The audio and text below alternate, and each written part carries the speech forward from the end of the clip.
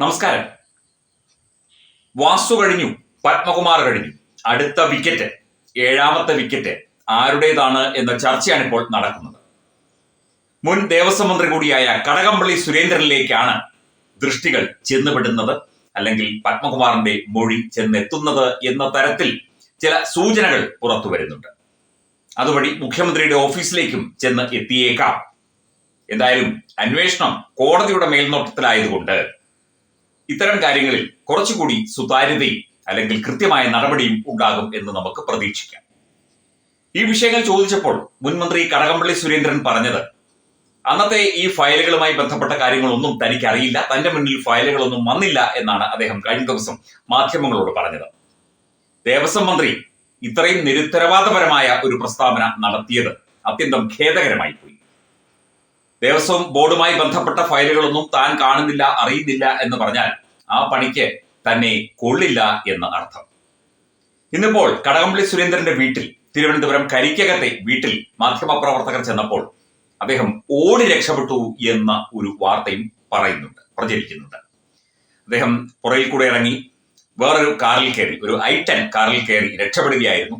മാത്രമല്ല മാധ്യമപ്രവർത്തകരോട് ചൂടായി അദ്ദേഹം വീട്ടിലും ഇരിക്കാൻ സ്വസ്ഥത തരില്ലേ എന്നൊക്കെ ചോദിച്ചു എന്നുള്ള ചില കരക്കമ്പികളും പടർന്ന് പിടിക്കുന്നുണ്ട്.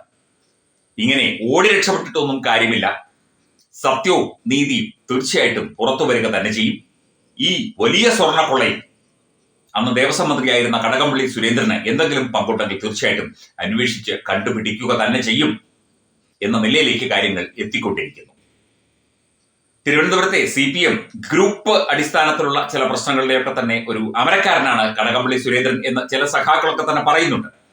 നമ്മൾ അതിനെക്കുറിച്ചൊന്നും വിശദമായി ചർച്ച ചെയ്യുന്നില്ല. കാരണം അത് CPMന്റെ കാര്യമാണ്, ആഭ്യന്തര കാര്യമാണ്. തിരുവനന്തപുരത്തോ ആലപ്പുഴയിലോ കണ്ണൂരോ ഒക്കെ CPMന് പല ഗ്രൂപ്പുകൾ ഉണ്ടെങ്കിൽ കേരളത്തിലെ ജനങ്ങൾക്ക് എന്താണ്? ഒന്നുമില്ല.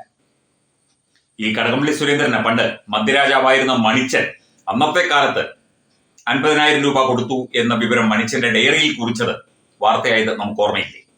അന്നത്തെ 50,000 എന്ന് പറഞ്ഞാൽ ഇന്നൊരു 10 ലക്ഷം രൂപയുടെ വില കാണുമായിരിക്കും. അതിനുശേഷം ഇദ്ദേഹം ഒന്നാം പിണറായി സർക്കാരിൽ മന്ത്രിയായിരുന്നപ്പോൾ ഒരു ഹണി ട്രാപ്പ് കേസിൽ ഒരു ഹണി ട്രാപ്പ് സ്ത്രീ ഇയാളെ വിളിച്ച് ഇയാളുടെ വീട്ടിലേക്ക് വരുന്നതുമായി ബന്ധപ്പെട്ടും റെയിൻകോട്ട് ഇടാത്തതെന്ത് മഴയായിരുന്നു എന്ന് പറഞ്ഞപ്പോൾ ആ ഒരു ഓഡിയോ സന്ദേശം പ്രചരിച്ചതും ഒക്കെ തന്നെ വലിയ വിവാദങ്ങളായിരുന്നു, വലിയ ചർച്ചകളായിരുന്നു.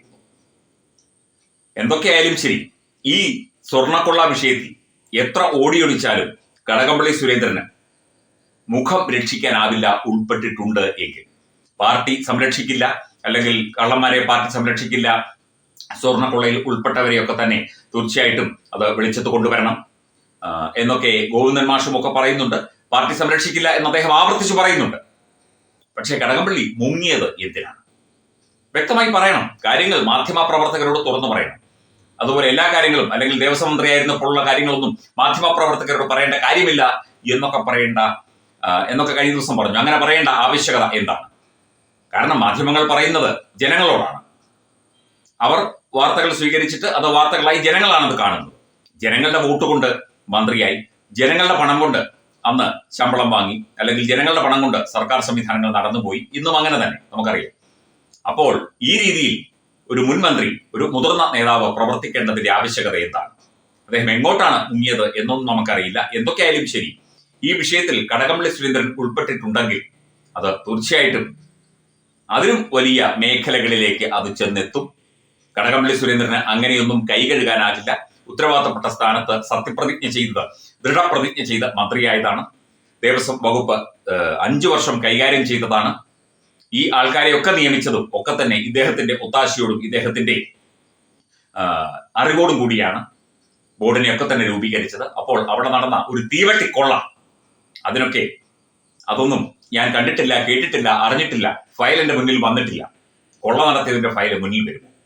ഇത് ചെമ്പ് എന്ന് എഴുതി വെച്ച ഫയല് മുന്നിൽ വരുമോ? ഇതൊക്കെ ഒതുക്കില്ല, ഇതൊക്കെ അന്വേഷിക്കണ്ടേ? ഇതൊക്കെ മന്ത്രിയുടെ ഉത്തരവാദിത്തപ്പെട്ട കാര്യങ്ങളല്ലേ? ആ വകുപ്പിന്റെ ചുമതലയുള്ള മന്ത്രിയല്ലേ അത്? i10 കാറിൽ കയറി അങ്ങ് എങ്ങോട്ടാണ് പോയത് എന്നുള്ള കാര്യം ഞങ്ങൾക്ക് ഇപ്പോഴും അറിയില്ല, അങ്ങനെ പോയിട്ടുണ്ടെങ്കിൽ. എന്തൊക്കെയായാലും ശരി, ഈ വിഷയത്തിൽ CPMനും കടകംപള്ളിക്കും അതുപോലെ തന്നെ സർക്കാരിനും ഒക്കെ തന്നെ കുരുക്ക് മുറുകുകയാണ് എന്നതിന്റെ സൂചനകളിലേക്കാണ് കാര്യങ്ങൾ ചെന്നെത്തുന്നത് എന്ന് സ്പഷ്ടമാകുന്നു.